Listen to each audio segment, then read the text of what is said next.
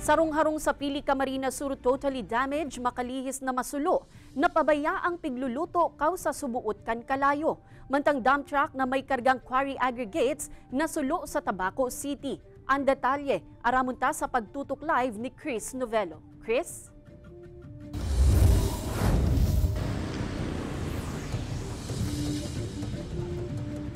Kate Mayong na isalbang gamit as in totally damaged ang nasulong harong kasuudma sa Pili, Camarines Sur. Marikas na natumtom ng kalayo ang harong na ini sa barangay Pawili, Pili, Camarines Sur pasado alauna ning hapon kasuudma. Gibo sa light materials ang harong kaya marikas na naglakop ang kalayo. Ang napabayang niluluto ang hihiling kan BFP Pili na pigikanan kan kasulo. So kausa kang kasulo tabi iyo tong cooking stove.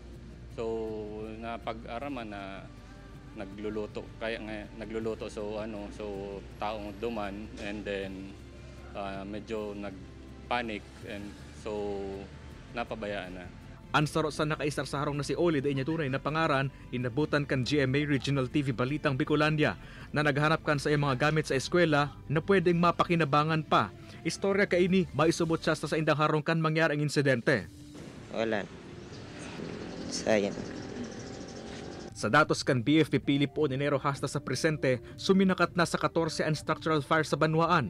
Masalang kaini sa anong na insidente ka nakaging taon sa parehong panahon. Sa Tabaco City, Albay na suluman na sarong dump truck sa gilid kan tinampo sa Barangay Buang. Sa pag-imbestiga kan BFP Tabaco City Fire Station, pasiring kuta na sa Banwaan ng Bato, Camarines Sur ang truck na may kargang quarry aggregates kan mangyari ang insidente. Sa ngunyan inaarang pa kan BFP kung ano ang pigpuunan kan kasulo.